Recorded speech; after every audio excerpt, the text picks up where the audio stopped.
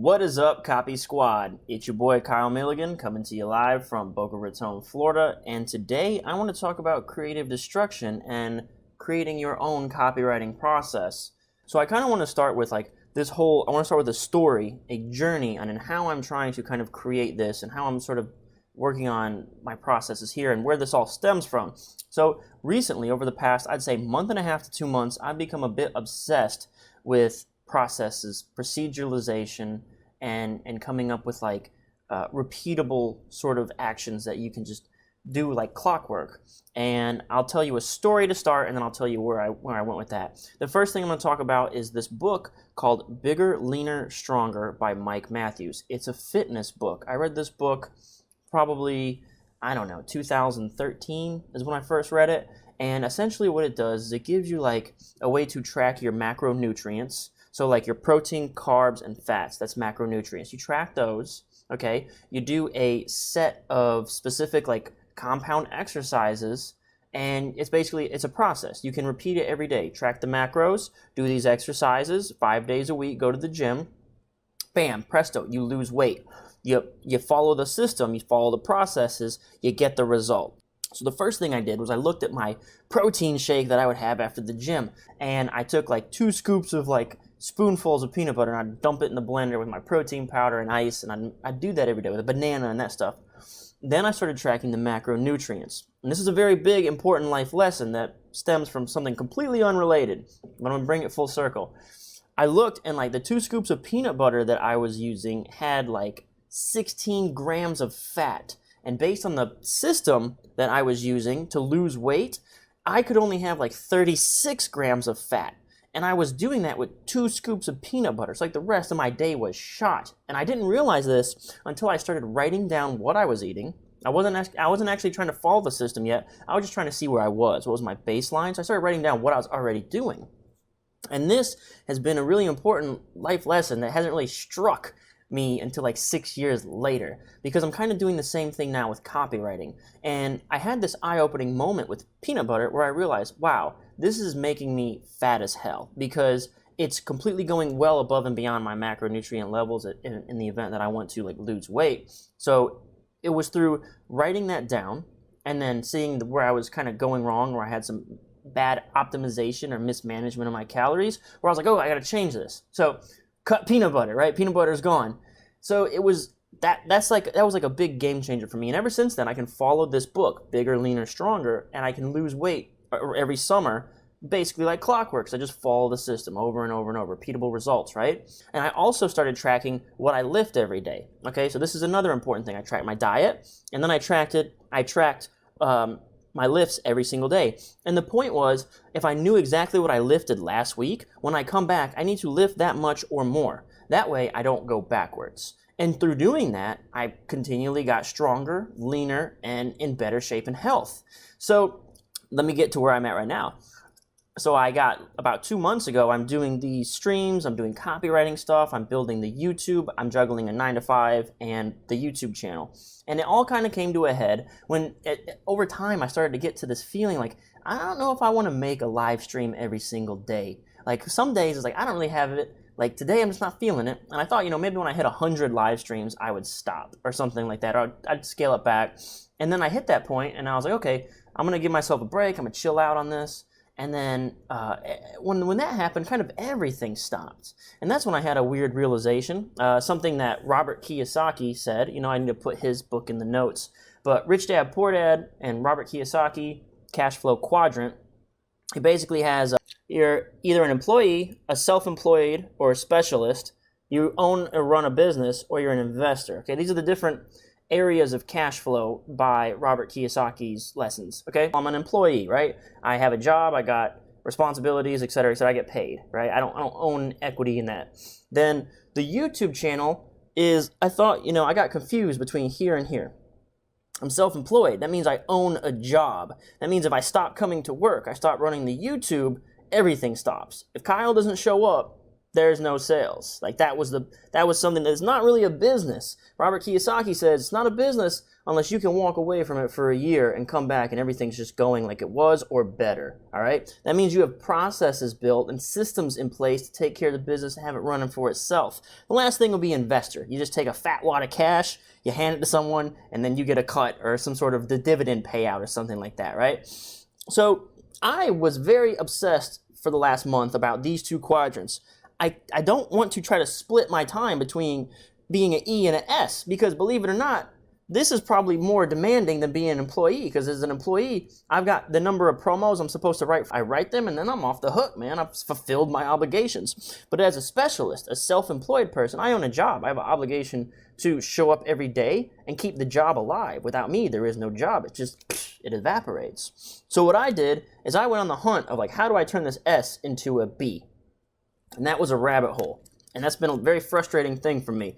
The next thing. So here's what I do when I get in a rut, when I get stuck. I complain to everyone I know who's smarter than me. I complain relentlessly to everyone I know who's smarter than me. And one guy put me on this book. My friend John Rhodes, who did a training, an email marketing training in the Copy Squad. He told me about this book called The E-Myth Revisited. And I've heard of the E-Myth before, and I thought that was like electronic myth, like email, E-Myth. But it turns out the E-Myth is actually the entrepreneurial myth. And I think this one lesson I'm about to say kind of blew my mind if you haven't read this book. But essentially there's three personality types in an entrepreneur, okay? They are the technician, they are the manager, and they are I think it's entrepreneur is the third one. Whenever you're running a business, you are essentially all three of those things. And most technicians, which is what I am, I'm a technician, okay? Most technicians think that when they understand the technical work of a business, that they know the business, right? So I understand copywriting, which is a technical skill set. So do I understand how to run a business? No. Like I figured this out the hard way. And I'm learning. But I figured out that I have no clue how to create processes and systems and get organized so that I can hand this big block, right? This would be like a job, right? This is a job description. I have to take everything I do, write it down, make it a job description, and I can hand it to someone and say, hey, buddy, this is your job now, okay? I don't do that anymore. And that was the problem that I was having, because I was doing the keyword research and then uploading the videos and then reposting them and then writing the emails. And what I found was these little 10, 15-minute lives that I was trying to do were taking 2 hours of my day. And I was like, this doesn't make sense. I'm not in my genius zone. I'm supposed to be a copywriter. Why am I doing all this other stuff? Well, that's because dumb me didn't realize that just because I understand the technical work doesn't necessarily mean I understand the business as a whole and all that it entails and requires. And I found that out the hard way. And I think this is really important because, I believe in this methodology of finding out things the hard way. Like, staying stupid is my credo. Like, just be dumb and be stupid and ignorant and just go for it. Just don't worry about how smart or qualified or ready you are. I think you just go for it. I have to put a caveat out there. It doesn't mean quit your job and go try something. You should still have a stable foundation. But let me explain these three really quick. Technician. Technician's the dude who does the work, okay? Manager. The manager is the dude who makes everything, the systems and processes flow. He manages the system, okay? I have no systems or processes. This is something that was completely, I don't write down what I do. I don't really catalog or organize. I just do. And that's also been a credo of mine that I'm kind of having to rethink, because for me, it's always been take action, do. And more, I'm like, wait a minute, I should write down what I'm doing, okay? And I'm gonna get into that a little bit more too. And the last one here is the entrepreneur, right? You got technician, manager, entrepreneur. The entrepreneur is the dreamer, okay? So the technician is the doer, the manager is the organizer, and the entrepreneur is the dreamer. Me, I was definitely a technician and entrepreneur hybrid, where I had this big dream. I was going to create this way to teach copywriting that made it so much more simple. Like, everyone would be able to grasp this. It's just new, easy, safe, and big, all right? It's a language. When you learn how to communicate these emotions to people, you'll be able to communicate excitement. You can get people hyped about your products, and you won't have to sit there and drudge through, like, all these different technical manuals on copywriting. Just remember, new, easy, safe, and big. Okay, so this is my big dream. I'm going to teach people how to do this. I'm going to make copywriting so much easier and attainable for people who are running businesses and don't have time to sit down and become copywriting experts. So That's my entrepreneur thing. The technician part of me knows how to do copy. That's my skill set, right? I understand marketing and copy. Well, copy more than marketing. Those are actually kind of two different things. Anyway, then the last thing, manager, completely missing for me. Not anywhere to be found. I am not a management type personality yet. But I also don't think that people are like, who you are isn't obviously set in stone, because I grew up a country boy in North Carolina, dirt poor and just dumb as, well, I wasn't that dumb, but point is, things change, right? That's all I'm trying to say. So I wanted to at least address this weakness of mine and try to like hunker down on what I could figure out about that. And the E-Myth was a very important book for me in basically elucidating, like making me absolutely aware that, wow, I'm missing a completely necessary skill set to running a business. And then I went a little bit deeper, because I still didn't know how to do it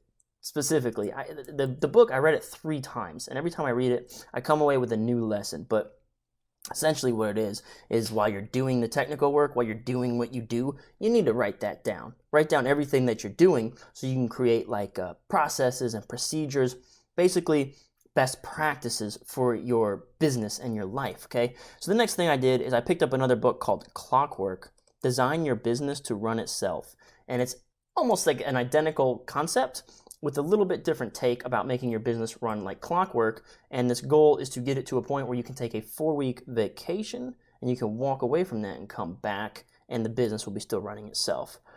So I read those. Now look, whenever you start to go through a change in your life, this is how it usually goes. And this can be for like your career, for your relationships, your personality. I've been through this in several different iterations, okay? So basically it's a pendulum, all right? So it's like a pendulum that swings.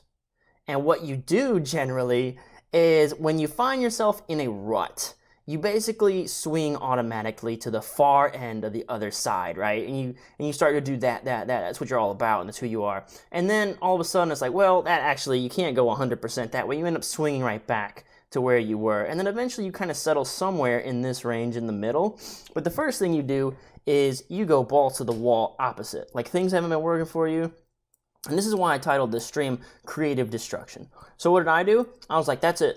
I ceased doing the YouTube lives. I ceased doing all this other stuff. I was just create processes, and it was all going to work like clockwork, right? I was going to create systems and things like that so that my YouTube channel and whatnot would turn into a business, all right?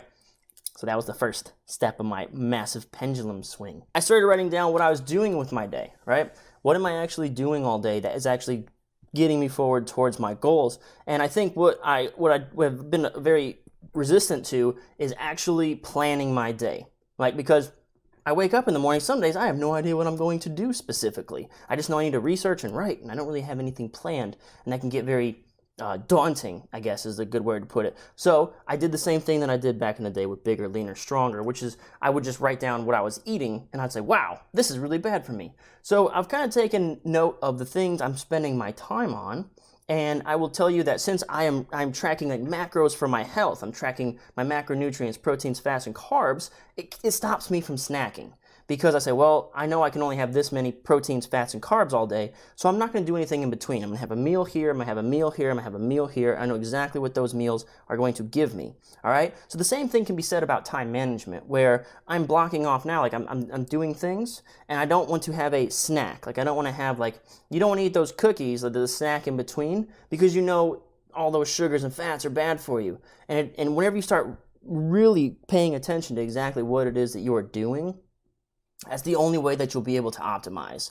So I've kind of like, again, it's all about creative destruction. And I think in all of this rambling, I'm trying to say that like I've basically had something that was working, and then I stopped, and then I tried to break it, and then I'm trying to like put it back together, and I'm trying to figure it out and fix it. And I think this is kind of a behind the curtain look at what it is to be creative, to be a creator, to be, whether you're producing content, whether you're writing copy, For me, I'm just trying to blend all these lessons together, and I didn't really know what I wanted to share specifically, except for that maybe this would help somebody to see like this big strategy of recording what it is that you're doing, like on a daily basis. Like, I'm not saying you need to block off every minute of your day, but I think if you record what you're doing with your minutes of your day, it'll become more obvious to you that you could probably be doing more, or that there's probably something you are doing that isn't great for you. If you want to learn how to write words that really make you rich, if you want to master the secret language of sales that speaks directly to the emotional center of the brain, check out my book, Take Their Money. It's at kylethewriter.com/book. All right, thanks for tuning in. Peace out. Copy Squad.